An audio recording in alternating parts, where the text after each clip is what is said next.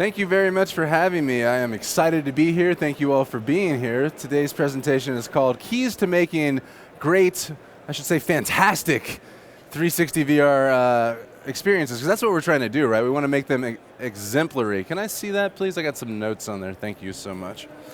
And so one of the things that helps me to achieve my visions as a filmmaker in 360 and VR is Mettle, because Mettle, Skybox Studio specifically allows me to utilize my most valuable asset, which is my imagination. I can think of something, I conceptualize it, and then I know with the tool base, I can take it and do what I want with it. So I'm going to show you guys a couple of tips and techniques from various different projects that we've been developing and producing, and just get the party started. Let's take a look at a clip from a project that we just finished with the National Park Service. We did a piece on Scotty's Castle. I don't know if you guys are familiar with Death Valley, Scotty's Castle. It's a famous historic landmark. It was damaged in 2015. It's going to be under repair for the next 3 years, and the National Park Service reached out to us and they said, hey, listen, people come to this place in droves, 1.5 million people annually, primarily to see Scotty's Castle. It's going to be closed. Can you guys do a virtual tour? And we said, of course we can. So we went up there and we found that there was actually no power in the building whatsoever. So I'm up there scouting with my gaffer and I'm like, wow, we have no power. The place is a historic landmark. We're not allowed to run any cables through there or have a generator on site, so it was challenging bringing light in there. That's the first step. And so that brings me to my first point. When you're doing 360 VR, typically, when I'm shooting a TV show or a movie, I'm dealing with a frame, and my whole focus is on making that frame as good as possible, which is fun and great and easy, right? It's like, oh, it's just this frame. Even if it's a moving shot, you're never seeing up and down at the exact same time or front and back at the same time. So there's interesting challenges that are inherently present when you're doing 360 video, VR. So that's the first thing I want to talk about is when you're doing this, you want to design your shots specifically for that. You have to ask yourself a question. Why is this in VR? Why is it in VR? You don't have to have an answer for it, but you should at least ask yourself that question, because then that might lead you to some different conclusions in terms of how you want to approach the material. For instance, this shot here is in one of the most spectacular rooms at Scotty's Castle, which is the music room. And the music room is great because you've got all this handcrafted wood, everything in here. We're not even allowed to touch it. There was multiple park rangers there with white gloves on, making sure that we didn't step on certain things, making sure that we didn't touch certain things. So it was very well preserved, and it still is. But it's dark, and as you can see, there's very, very dark areas. You have dark wood and very dark areas as well. So this area here is where I decided to place the camera, because I knew I was going to be close enough to really read a lot of this texture on the ceiling, which is fantastic.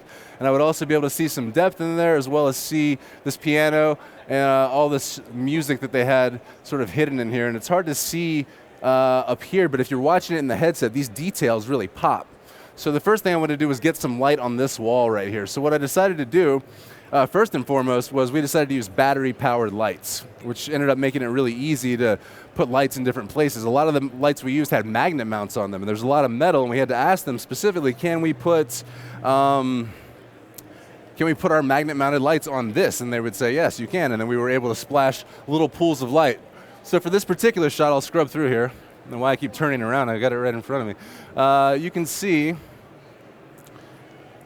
we've already placed the light in here. And then at some point, we return, and I have my gaffer. My gaffer's right there, it's Roger. I said, Roger, we need to get a clean plate. So we're going to have you come and carefully take this light out and remove it without touching anything else, because we don't want anything to shift, right? Because you'll have stuff going on and off. And then we'll get a clean plate. So if you've never shot 360, one of the main conventions that you have to do is hide, unless you want to actually paint yourself out, which I'm going to show you how to do. So we hid to make less painting for ourselves in post. Roger takes the light, slides it, and then we shoot our clean plate once we're all out of the frame. And so the key there was, making sure that nothing moved. You can't move the camera. Make sure you have sandbags on it as well, because any slight shift, you're going to have to realign things and do some offsetting. But I'm going to show you how easy it is. Because people always ask me, like, how does lighting in 360 work? Is it possible? Can you light in VR? Of course you can, and the complexity of that is going to increase when things are crossing over the plane of where you're lighting from, but we made sure that nothing was crossing in front of this light. It was just going to be a light. Now let's talk about this too. Another thing when you're lighting is you want to have motivation for your light. You want it to come from a specific area that reads naturally. If I would have placed the light on the ceiling, which I couldn't even do anyway, it wouldn't have made much sense because there's not like skylights coming through here. So I placed it literally at the same height as this window over here and had it at the same angle so that I would get these types of dings and whatnot in there so that it would read like it was coming from the window even though I knew I was going to paint it out. That way it sells it to the viewer, and when you're in the headset, the more you can become more immersed when everything seems natural. When all of a sudden you're seeing some kind of funky red light coming from a corner or some weird strobe that shouldn't be there, it's going to take you out of it. And my whole thing with immersion is you're transporting people. This is a great medium. This is supposed to be fun, and it's supposed to be exciting, and it's supposed to be transportive. And if I'm seeing tripods, if I'm seeing shadows, if I'm seeing light that's not justified or motivated, it takes me out of it as a viewer. So with this, there's two ways to go about it because now we have Skybox Studio version 2, which is fantastic. You've got two things that I love to use. You've got Skybox Extractor and you've got Skybox Composer. Now Skybox Composer allows you to work in a 360 view-based edit, which is fantastic. But back in the day before we had that, everything was about cube maps and painting in Photoshop and sort of realigning those things. So I'm going to show you both techniques today because I have some time. And let's just get into it. All right, so you want to take this first 360 video, and we're going to drag it and drop it down. Let's just start fresh. Why not? Make it easy.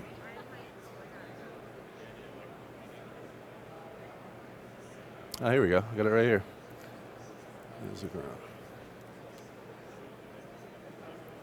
All right, so I'm going to drag this down here. I'm just going to make a new composition. All right, and I'm going to call this Live Music Room because I know I'm doing this right now live. So reveal composition and project. I'm going to rename this right here. I'm going to call this Music Room Live NAB. Ooh, don't get nervous.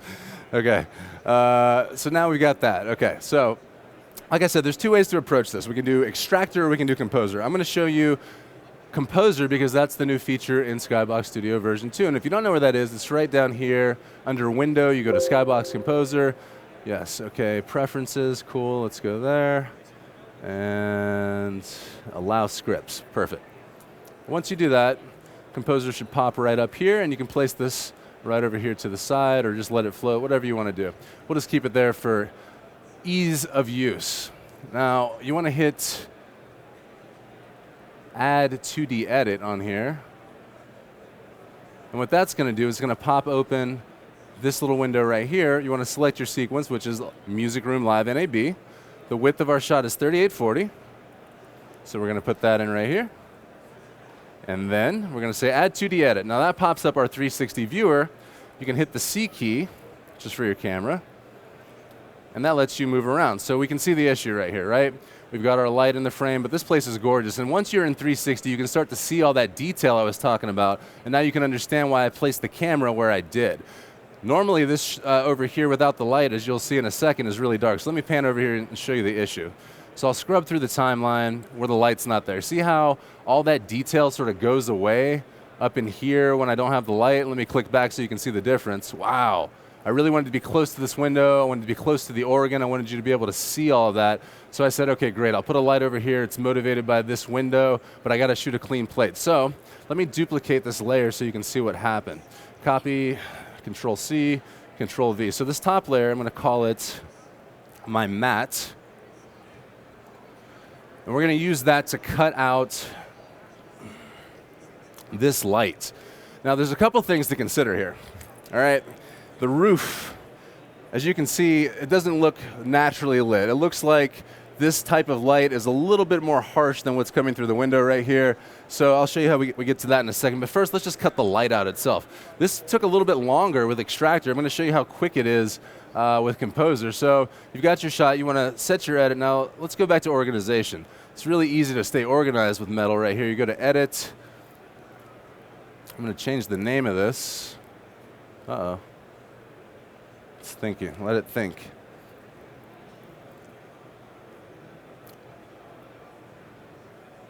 Maybe I just need to open it more. I think I already have this done. Oh, there we go. Okay, cool. So I already did this earlier. Here we go. So basically you draw your mask right here, And on your second layer, I'm able just to cut that out real quick. Now the key to this was really taking this and sort of using the lines that are already here. I wasn't going down and all around. I'm just using the natural shape and trying to hide the mask along an edge and around a curve and putting a lot of feathering on it, so that way it's a more natural blend. Now, you can spend more time on it, but I'm just going to show you how quickly that works, and then you can check it out in your output render as well and see.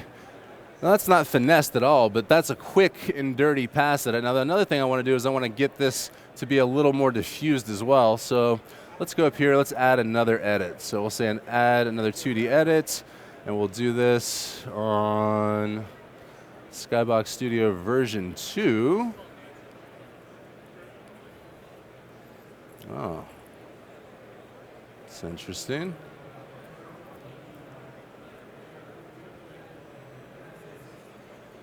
All right, we'll go back to the live one. Add 2D edit, we'll make this 3840.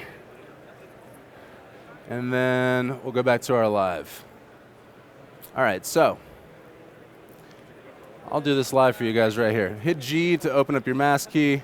I'm going to position the camera where I want it. Now, it's important to remember, you don't want to move your edit viewer once you have it in place. So that's the area I want to focus on right here. So I'm going to leave this camera set to right here. I hit G to pull up my pen tool to create this mask real quick. Oh. There we go. Make sure that's on the right tool. There we go. 1, 2, 3, 4, 5, 6, and 7. All right. There we go. And I'm going to change the color of that because I like to see things a little bit easier. Let's make this pink. All right, there we go. Boom. So that's a quick and dirty mask for you right there. Now, another thing you want to do with this is scroll this down to an area where there's the mask. There you see Roger removing the light, right? And say we wanted to start our shot like at the beginning right here, right? So then basically you place your cursor at the beginning, up, right about here. So we want our shot to start. And then I go back to my mask and I slide Roger and the light out because this is the part of the shot that's our clean plates. We slide that down, Roger leaves, the light is now gone. Now you're going to have to do some coloring adjustments and shading and whatnot to get this to match properly. But the whole point of this is just to show you how quickly and effectively you can remove lights in 360 degrees. So now we'll click on this and we'll check our output module. And voila, the light is gone. It is completely gone. Now, like I said, I want to thank you, I appreciate that. Now I want to go back and I'm going to, do this mask up here to shade that off and everything. But the point is that you can pull lights out and you can plan your shots. Now the reason this works so well is because I planned it out in advance. If you just show up expecting things to work because it's VR and we're just going to put the camera anywhere, it doesn't really work that way. It's all about designing the shot specifically for a reason, and that's why I even put the light there, is because I really wanted this to read. And it might be hard to see here, but it really reads in the headset. Let me give you another tip that helps things in the headset as well. This is really the secret sauce of Mettle, which is the new sharpen tool. Let's go to that. Courtyard. All right, so as you can see, this magnificent courtyard over here at Scotty's Castle is beautiful. And I wanted to showcase this not by putting the camera in a certain place, but by using our customized motion control camera rig, which we slid all the way through the entire courtyard in this beautiful moving shot. And I knew that at a certain time of day that the sun was going to peek out from around this corner. So this goes back to what I was reinforcing earlier, which is shot design. It is all about planning your shots to maximize the impact, because 360 VR can do something that regular 2D content can't, which is it can elicit a overwhelming emotional response. Ever watch a movie and tear up a little bit? Sure. Ever seen somebody just come out of a headset crying? I have. I was in Alaska shooting a show for Animal Planet, and the lady at my hotel, the cleaning lady came in and she was pissed and she was putting stuff down and slamming stuff, and I was like, yo, what's up? Are you okay? She was like, no, I'm having a terrible day. My daughter's failing in classes, her grades are down. I'm like, let me show you something. This will take your mind off of things for a minute. And I showed her the most beautiful aerial tour of Iceland, actually. It was something I used to show before I actually had any of my own content. I was just like, here, check out VR. And I would show people Iceland. And literally, I saw her going from being like a 10 pissed to just like staring, just like she had been knocked out or tranquilized. And she came out of that and she literally started crying. And she was so affected by VR. And that's when I knew I was onto something. I was like, look, there's something powerful about this medium, and I really want to spend as much time as I can making it as good as possible and learning how to do this really well. So again, going back to planning of shots, we had 2 days to shoot at Scotty's Castle, and the first day we got there, I was like, oh man, it's overcast, it's cloudy, I want to do this device shot out the gate, and I know that at a certain time of day, which was, according to our calculations, I used a free app called Lumos, use it all the time when I'm shooting TV or film, can roughly calculate an approximate of where the sun will be, and I knew that right around 4 o'clock, maybe a little after, that the sun was going to come out, and I was like, oh, that's big business right there, that's what I want to do, I want to come under that bridge, I want to time this thing just right to where the device pushes and then the light comes out and it's just like, oh, and so that's what we did. We said, okay, day one, nah, no good, all right? Overcast, can't do it. Let's shoot all of our interiors on day one. Day two, hopefully we'll have some better light. Maybe the sun will come out, maybe we'll get this shot. So again, it goes back to planning. So we planned that out, we plotted, and that's all you can do as a 360 VR filmmaker is hope for the best, especially when you're dealing with variables like exterior day, documentary film work. You want to make it cinematic, it's on you. If I'd have shot this at 1 a.m. or 8 a.m., this wouldn't have been here, you know? So you got to plan it out. You got to say, all right, I want dramatic light, I want shadows, I want contrast. What time of day do I need to be here? Big factor. Back to what I was saying before about adding the special sauce to this. There's a tool that Mettle has released in the new post effects, which is called Sharpen. And Sharpen has changed my life because in the headset, this might not look like a big deal here, but it's a major deal. This is what came out of, this is what I shot. I shot this on a Freedom 360 6 GoPro rig, right? And it looks great until you see a sharper version of it that has, and this is only 20 points of the Mettle Sharpen right here. But look how much more detail you can now read in the wood, in these lovely cacti down here, especially in this gate right here. I mean, let's hear it from Mettle, folks. That is astounding. And I've had people say to me, this is the sharpest footage I've ever seen in VR. And I'm like, thank you very much. I shot it on a GoPro. Like, it's about post. Don't let people try to upsell you on a certain camera, because at the end of the day, we're all limited by... We have a still camera available? Oh, you got one? Okay, cool. We're all limited by the 2.5K screens right now. So you could be shooting 8K, but at the end of the day, this is a 2.5K screen. Right? That's where we are with technology.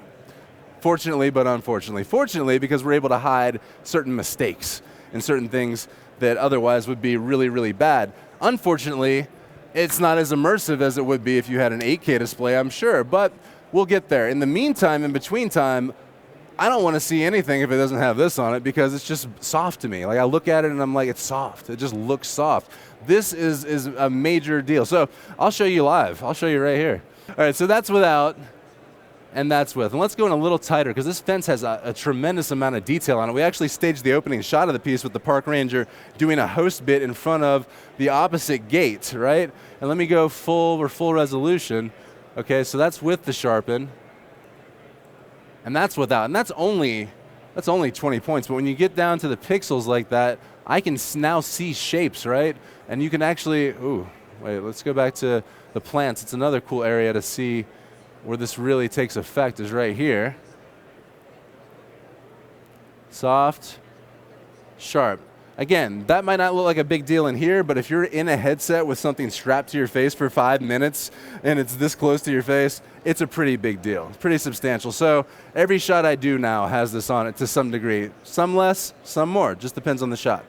Another thing I like to do, this is a real quick tip, is to add a little bit of color correction. This is not by any means the full color correction that I do, but when I'm working, I like to be able to sort of feel the vibe of what I'm doing. So I just throw a little bit of, just throw the curves on it, right? Just pull the low end down just slightly, right? Just to increase a little bit more contrast. Makes it look more cinematic, and you can enhance this in whatever color grading software you want, but when I'm working, I like it to be a little more cinematic, so throw that on there as well. So you got that, you got sharpen. So I'm just gonna show you some more things that you can do. This is a clip from a new project we're doing with Antonio Brown from the Pittsburgh Steelers, and this is a really exciting project for me.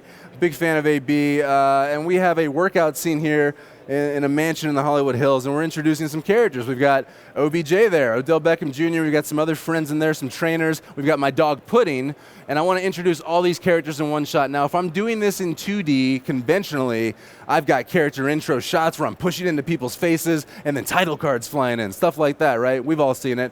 With this, I've got 360, so that's different. So I'm thinking, how can I still make this interesting without cutting and doing pushes like I normally would do in fast edits? Because you don't have that. So I'm like, okay, I've got lower thirds. What if I motion track the lower thirds to each of the people so that when they're moving, you have the lower thirds and they're animated and they all come up and we put a little glow on them or something like that. Like, how does that look? I don't know, but I'm imagining it, so it's got to be possible, right? Let's figure it out. So that's exactly what we did for this. We said, all right, we've got, I'm hiding in the background over here, and that's my dog Pudding. So I was like, all right, let's do this. So I found a really cool, free, animated lower third little thing that you can download from wherever. And I was like, all right, let me type these up, motion track them in, and now I've got this dynamic shot where I'm introducing all these characters in 360, and I'm able to really get my character intros out of the way in just a few seconds. But I've never done that before, but it's something I experimented with, and I wouldn't have been able to do that if I wasn't comfortable with playing with Mettle Skybox Studio. This allows me to now say, all right, I didn't really plan for this, but I need this, and how am I going to achieve it? Boom, there you go. So that's just another example of doing that in 360. Well, here, let's go to another clip. Now, let me pull one up from American Ghost Towns. This is a clip from our series. We have a series, a historical documentary series called American Ghost Towns, which is on Samsung VR, where we go to explore the abandoned remains of places that used to be thriving that are now just desolate, right? And there's a lot of history involved, and there's a lot of really cool things, and these places haven't been open sometimes for 50, 75, 100 years or so. So it's cool to go inside there. We have to be very careful again, and I really want to showcase these in the best possible way, because I might not get in there ever again, right? And they're unique. So it's really about shot placement for me and where you put the camera. So let's take a look at a shot from Gold Point. So right here, we're in the middle of this road. Now, the voiceover for this, and I don't know if you can see it. Let's see if you can see the actual road. Yeah, there's a road down there, believe it or not, right there at the end, where basically this highway ends. And the voiceover, this is my producing partner, Ted Faye, by the way.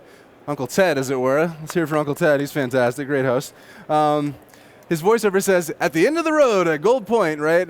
And I wanted to see the end of the road behind him, but I also wanted to see the town. So it goes back to shot placement. Again, this is specifically a place where I wanted to be able to be close enough to see these buildings, these beautiful, old school, wooden buildings right here, but also see the end of the road behind him, fly a title over him, and then up by the American flag, you got America, you've got American Ghost Towns, you got a little flare up there. So, all these graphics, the placement of that, I could have easily put that over here, but it made more sense to put it here because of the color scheme, because it's America, right? And it's things like that that you want to think of whenever you're placing graphics, whenever you're designing shots, right? I could have easily put the camera right in front of this building and said, oh, look at this building, it's cool, but it didn't make sense with the narration that we were doing. At the end of the road, I need to see the road behind them, and this is really cool to have the sun here placing this really nice shadow coming down behind him too. I thought that was dramatic. I could have placed him over here and it just would have been flat, right? But I'm looking to interject some contrast because I'm thinking of the viewer. What are they seeing?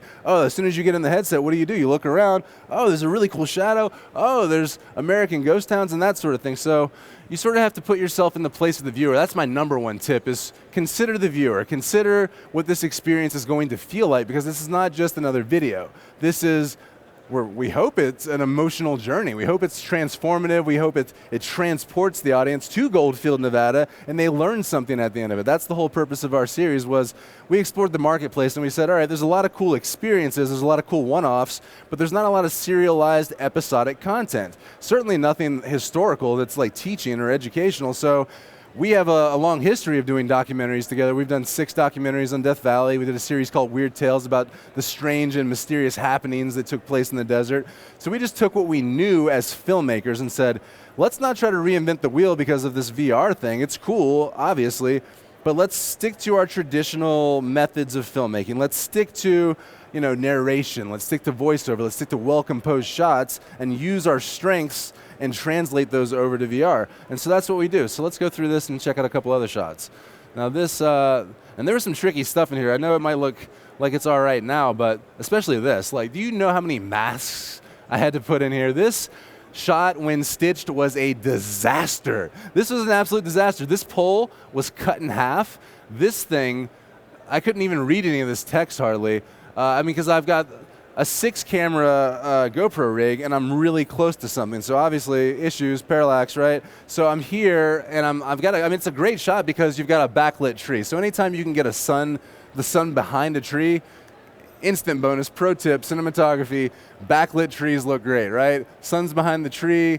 You've got all these strong angles of forest. You're close enough to read something. You want to reach out and touch this, and it's interesting. It was, at least to me. I thought, let's put it, because I could have put it on the other side, I could have put it in front of the building, but we've all seen those kind of shots, but we've never seen this type of fire engine and this gas thing. Now this is another moving shot. This is a device shot. And here, let's see if we can play it at all. Oh yeah. Miners. Oh yeah, here we go. All right, so let's go back to the beginning of this. This computer is fast. Shout out to Dell. This is a cool room. This is a little post office right here. And I wanted to set the camera at a height where I would see things. Let me get over to it real quick. Let's go down to there. Okay.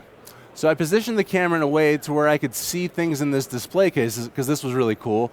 And this little wood furnace or whatever was really cool as well. You can see the mail over here. Let me take off the grid there. You can see mail down here from the post office, and all this stuff hasn't been touched. They literally preserved this place. It's been like this for a very, very long time. So we rolled it low on the device, and we just moved it nice and slow, and you just creep through, and you can see it. So again, shot design.